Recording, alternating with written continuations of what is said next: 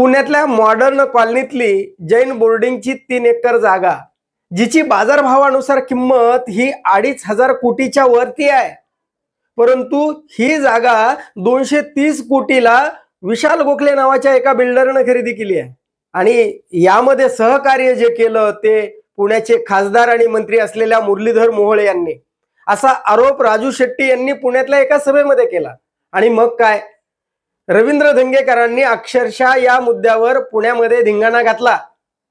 मुरलीधर मोहोळ ही भाजपामधली विकृती आहे आणि आमचा विरोध हा, माझा विरोध हा भाजपला नाही आहे, तर भाजपातल्या या विकृतीला आहे असं म्हणत भगवान महावीराचं मंदिर ज्या त्या 3 एकर जागेमध्ये आहे ते सुद्धा या विकृतीनं गहाण ठेवलं, या भाजपच्या मुरलीधर मोहोळांनी गहाण ठेवलं, असा आरोप रवींद्र धंगेकरांनी केलाय।